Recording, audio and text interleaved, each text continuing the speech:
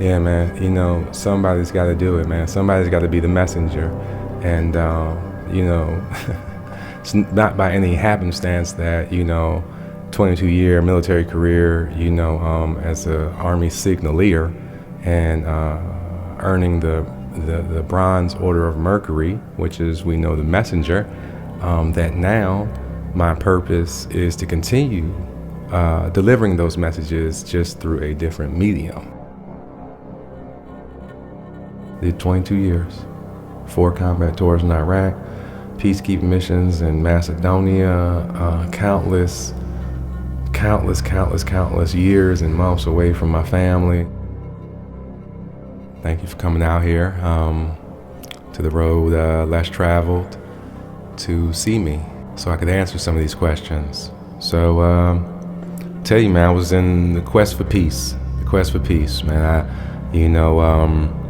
After years of thinking life had to be a certain way, or I was too far gone, or I was broken, or, I could not be restored back to any remnants of my former self, I realized that was bull.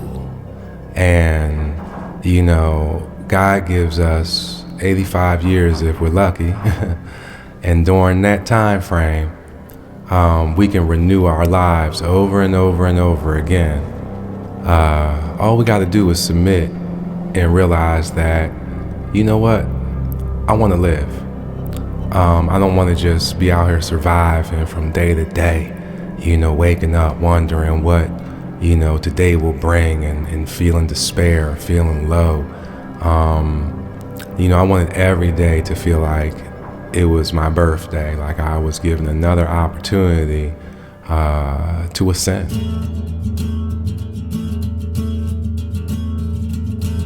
I come from a long line of loving men, okay? And that comes at a price, because we want to help everybody out. As an empath, we open up our hearts to people and we absorb their energy, and in the process, they take our energy also. I had to learn discernment. And what that means is, seeing things for what they truly are versus what you really want them to be. All of us has maybe been in a relationship where, it was lacking love maybe, all right, but we held on to it longer than we should have because for the sake of not wanting to fail, not wanting to, fall into the ghosts of Christmas past, things that happened to our parents. Be single forever. No one's right for me because sometimes we feel like we're damaged because particularly in my generation, Generation X, we became so independent. All right, we were latchkey kids. All right, which meant that we came home from school, no parents, we prepared meals, we did homework, we did all that stuff independently. And because of that, when the time came, 18 years old, boom, we wanted to pop smoke. We wanted to get the fuck up out of there. But we didn't know where we were gonna go. So we just kept moving, looking for a place to find home. After 22 years of military service, I retired and went to Hawaii. Took the whole family, all right, kids and all, wife and all, we got a government job and went to Hawaii and thought that was going to be where we would find paradise, right? Nah. If anything, we were faced with the question of we can't possibly stay here, and this is not going to be a long-term move. But what it did was it etched something into our mind. We saw family, we saw the spirit of Ohana, we saw a place where people gathered, people celebrated everything there is, okay? We were able to leave our daughter home during, when she was 9 years old. I mean, we had no choice, but the neighborhood watched her. The neighborhood watched her. And it reminded me of, I call her Cece, you good? And she said, yeah, Miss So-and-so came and checked on me. And we coordinated that with our neighbors. It wasn't like they didn't know. They knew Cece was home, but that's just the way the place was set up. It was set up for families to be able to thrive and grow together regardless of economical disparities. They know that there's going to have to be 3 generations under one roof, in order to make it through this life. Having that relationship with, having 3 generations, to be able to communicate with up and down, and hearing and sharing ideas, what is, not old, but what is wisdom, having grandparents around and being able to, get that root knowledge and be able to heal, being able to heal through getting root knowledge, from having it. So we saw that in Hawaii, but we couldn't stay. So we came back to Texas, and immediately we began to look for a place that had, some wilderness, some acreage. We stumbled across this place that was totally off the beaten path. When you're looking for, a home, you got 25-mile search radius of a major city. So we looked Austin, Georgetown. We set 25 miles, outward. It's a tight community, and we call it, I call it Fort Hale. All right, that's what I began to call it when I first got here, because the word fort always seemed safe to me. So that's a good name. Yeah. So and that, and that brings me to,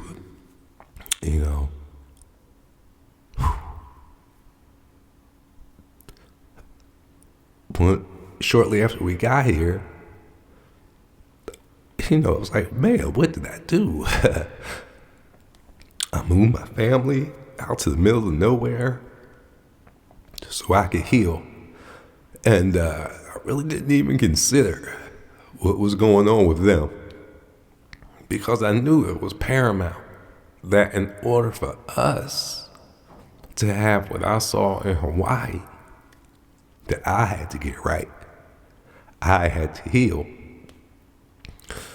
And,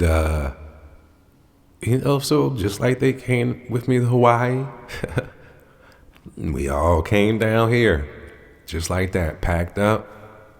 And, we created an environment, with the intent of bringing our family and, and the possibility of, look at where we're at right now, a pandemic. If any one of our family members ever needed, a place to stay or a place to just get away, that we would have that place. But like I said, when I first got here, it was nothing like this. Nothing like this.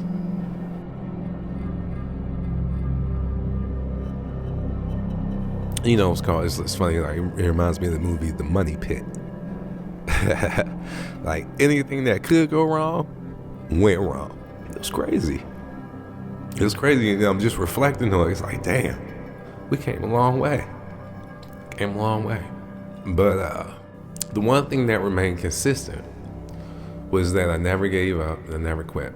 All in all, man, it was so many lessons that had to be learned through that process, because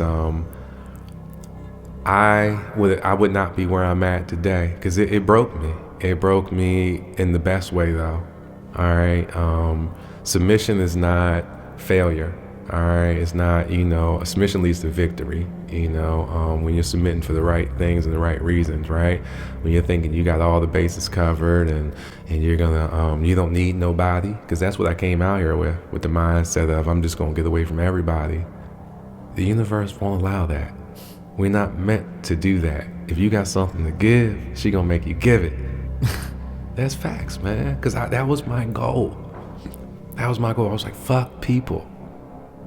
All right. At first I was like, I want to find. That's what I thought peace was. So when I say I was finding peace, all right, it was like, fuck people. Like, I saw Hawaii, and then I said, I'm coming back here, and I get out here. Well, I can find peace with just me. I'll create my own paradise and share it with no one.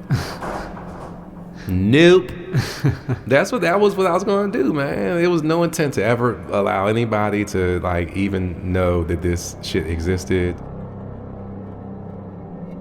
Before you join the military, figure out who the fuck you are. All right? Become whole. So that way, no one can change who you are, right? Yeah, you'll be sergeant, you'll be chief, you'll be all that, you'll be lieutenant. All right? But you'll know that when you take that goddamn uniform off, who you really are. All right? Don't get caught up in the hype. You know, selfless service is only selfless service when you're not getting paid, 50, 60, 70,000, 100,000, 80,000. I mean, we earn it. Don't get it twisted. But don't hang your hat on that shit, because it'll trip you up. It'll really trip you up, and it'll keep you from healing. Oh, I gave them my whole life. I gave them my whole life. And what did I get in return? You better go find yourself. All right, because they're not going to give you anything in return. Nothing. When the paychecks stop, they stop, and then you're left to heal. What you going to do? So I would tell a person when they're thinking about it that, hey, yeah, it's definitely, I mean, shit, it's noble. If that's what you want to do, that's good. All right, but I've seen as soon as a joker goes down to that station, that recruiting station, they sign up a little bit of paperwork, they strap on an ego. I watched my own son. He was going to join the Air Force. I took him. And next thing you know, this motherfucker was already acting like A1C hell, and he hadn't even been to basic training yet, or boot camp, because they was hyping him up, telling him all these great things about what he was going to do and all this was going to happen. He wasn't even finished growing up yet. This property is sacred. It's sacred to me. And I mean, you feel the peace, man. It's like you're never alone. I'm out this joint, brother, every day, all day, most days. And there was a time where this place I felt like was trying to kill me, like it was taunting me. Because when I first got here, there was so much to do, the newness of it all. It was like a kid, exploring. I found all this junk. That there's an engine block, that was just laying around. I turned it into a table. But my wife, who's now my ex-wife, all right, because sometimes you things like this will tear a family apart, but it did not. She's my ex-wife, but we are still tighter than 10 toes in the boot. When I was 15 years old, I was arrested for selling crack. Oh, never mind, let me take that back. It wasn't selling, possession of 10 crack rocks. Street value, $100. Right? Didn't sell not one vial ever. Friends of mine decided they got into a little altercation. They wanted to be Tough Tony, and we were going to the mall, ran to some kids. He told his little boy, he said, "Hey man, give me $1. He wanted to punk him. That shit motherfuckers did back in the 89, 90. Dumb shit. He punched the boy. The cops came. We was in a white neighborhood right there in Shelton Township, right across the border, Philadelphia, right there, Philadelphia County, all right, and Shelton. Thank God. Because I ended up getting into the juvenile system through Montgomery County. Had it been Philadelphia, things could have been worse.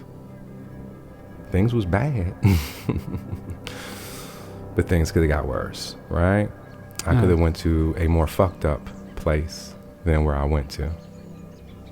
As a result of my only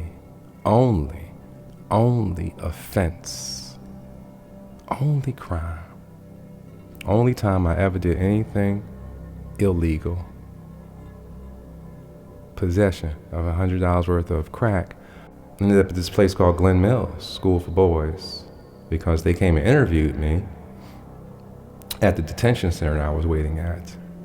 I was there for about 45 days before I went to court. And after 45 days, shit, motherfucker said, "Hey, you look pretty fit. You play sports?" I said, "Yeah." And he sold me this school with a video. It looked beautiful. They had big buildings and the kids looked happy and shit. I just didn't want to be home no more. So I said, fuck it, I'll go. Then my mom, of course, was like, yeah, it's better that than being home. So I went.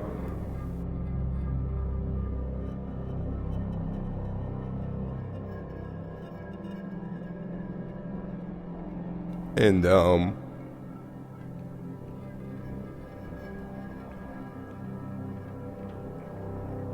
first day I knew that shit was not the place to be.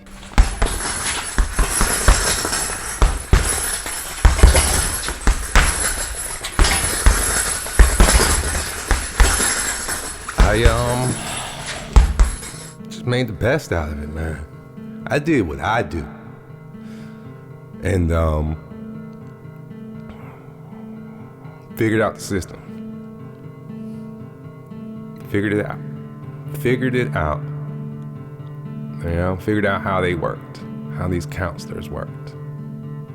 You know, I wasn't a big guy, so you know, I was like, you know, they didn't want to put their hands on me like that. You know what I'm saying? They had bigger kids that they figured was, you know, like they could just scare me. They, you know, were yelling and shit like that and grab me a few times, you know, shake me up. Because I see the bigger kids really get fucked up physically, manhandled by these grown ass men for things that are so trivial. I'm talking about like your shoe was untied and someone told you that your shoe was untied and you didn't react quick enough, or you displayed ill body language and it was taken as disrespect, not to a counselor or another adult there, supervisor, but by a peer of yours, because you were monitored by your peers. And who knows what could happen? You know, some people may not like you. You have people in from Philadelphia, DC, Baltimore, California, Houston, Bermuda, because these motherfuckers was scouting. They were scouting for athletes, because sports paid. I ran track. I wanted to play football. Whew, but them motherfuckers was beasts, man. They was the battling bulls. All right? And they was winning every championship every year because they recruited motherfuckers from major cities, all right, all across urban USA and Puerto Rico and Bermuda, as I mentioned, and even some other places that outline, you know, whoever had a good soccer team, all right, them motherfuckers go find them. Jamaica. Oh, he got caught spelling weed in Jamaica. Arrest him, send him to Glen Mills, my man. All right, send him to Glen Mills. Put them on the soccer team, you know? Yeah, that's what they do. I was up there for 16 months, but my first few months, they made me get my GED. And after that, I knew I was my high school. I was only 15, but as soon as I turned 16, like a couple weeks after that, it was actually December 16th, to be exact, 1990. They took us to Delaware County College. They would give you a pre-GED, GED classes for like 90 days and shit, run you through like just boom, boom, boom. So you would just learn it by memorization. Okay? And then you go, they take you to Delaware County. You sit there with grown motherfuckers. Here you are, 16, taking the GED. Like, why the fuck are you taking the GED at 16? Like, am I never going back to school? Nope. So I passed it. Passed that motherfucker, right? Like, I don't even know algebra now, but I knew it to pass that fucking GED because I thought it was going to let me go home. It didn't. They kept me there. They said, well, you can still go to this like continuing education thing and you can earn college credits, blah, blah, blah, blah, blah. Why? Because they got money for me. The county's paid. The school, everybody got paid. Everybody got paid. I graduated from there that June, so they kept me there all the way to that June. Got back to Philly. I was 16 years old with a GED, a fake high school diploma, because that's what they issued you, this fake ass high school diploma. I remember the day that, you know, I went to court to be released, and I went back to the schoolhouse, and they said, oh, Hale's getting released, and he's his transcript. I literally watched the counselor just type it up, all B's, 11th grade, 12th grade, all right? Because when I went up there, I was in the 10th grade, so he just, straight B's, I got B average, 3.0, all right? House way. So, it didn't matter. So I get back home, and, what the fuck am I supposed to do, man? All my buddies are still in high school. I just quantum jumped a whole year ahead now. So I went to barbering school because that's what drug dealers do. I didn't want to be no drug dealer. I just felt like You know what? You know, no, I'm just playing with that. You know, that in Philly, that's what they did. Because I figured, you know, they would hide that money through them $5 tip and them cut clips. But I go to school and I'm just this young boy. And they had all these fine ass beauticians and shit like that and training. And they was like, oh, he's so cute, right? But I didn't look the part, right? So I need to get my gear up. The peer pressure was on. So I had a little job at Sears in the mall. I start stealing from Sears. Every night I take $100 by returning some shit that was never bought. You know how I got hood on that? This cat named Thomas approached me that I worked with. Yeah, we gonna say his name. Thomas is common. He knows who he is. He was a grown motherfucker. I was 16, 17, remember? Well, they knew that I went to Glen Mills, so they figured I was a bad boy and I'd be down with their scheme. I wasn't really, but I realized that I could get those Timberlands and those Champion hoodies and all that good swag ass gear, those herringbones, Gucci links and shit, right? And I could impress those girls at school. So I did it. 2, 3, 4, 5, 6 months. Took about $16,000 from Sears until they caught me. Got arrested again. Same county that I got caught with the crack in. Just so happened. Because that's where the mall was at. We didn't want to go to the malls in our neighborhood. You get shot. We go to their mall. There was nice food courts. I didn't want to go to Cheltenham Square. I wanted to go to Willow Grove Mall. You know? It's like taking a trip to the fifth dimension. Just a bus ride going there. You know? It's like literally crossing the train tracks. I get arrested.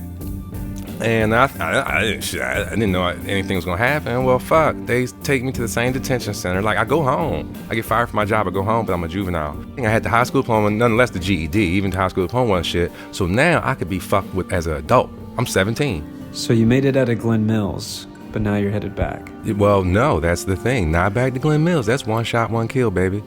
You don't go there twice. You go to prison next.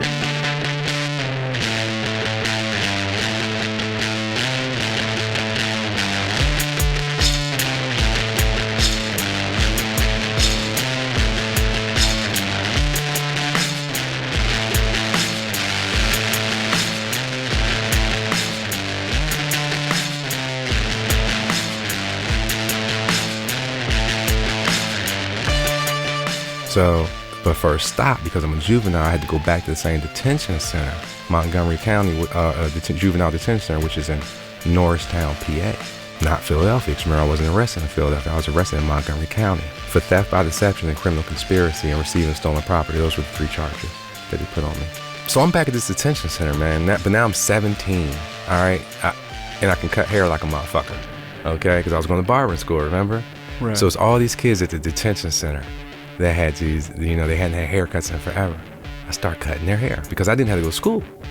They go to school during class all day long. I shoot ball and draw pictures.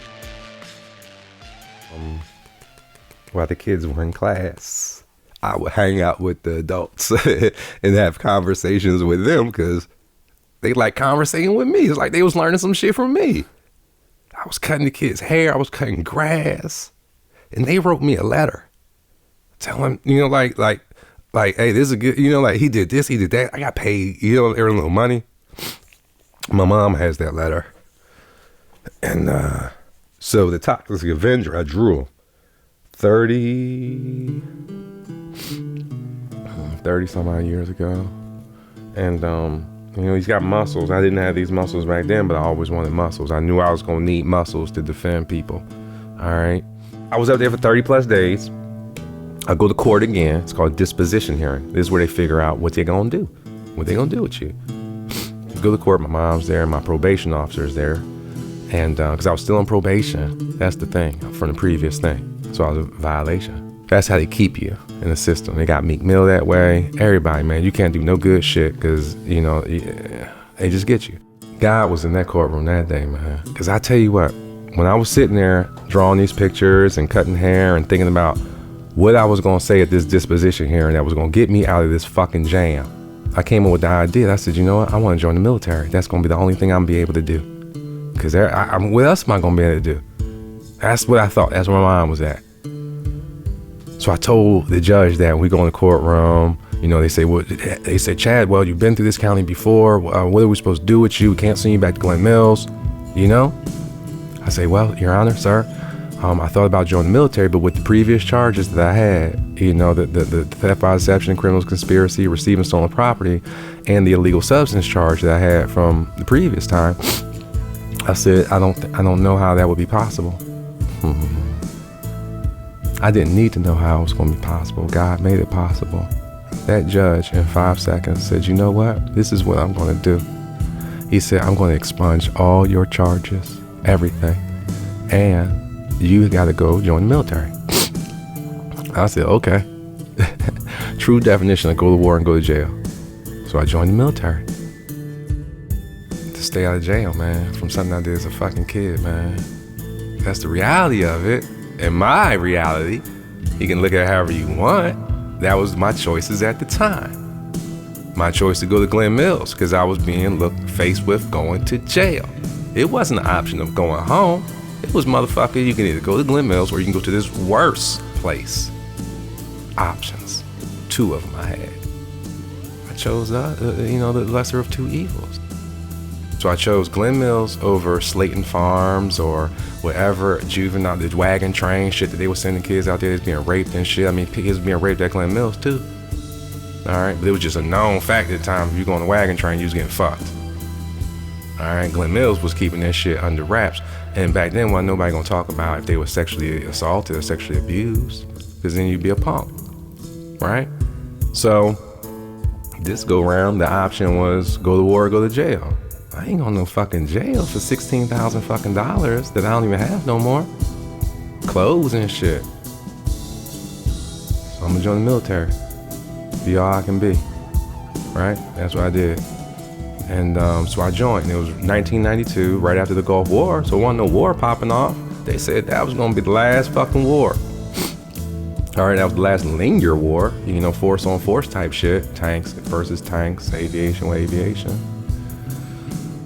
You know, that was it, man. There's always a catalyst for the shit that, you know, people do, but how you come out of it is completely up to you.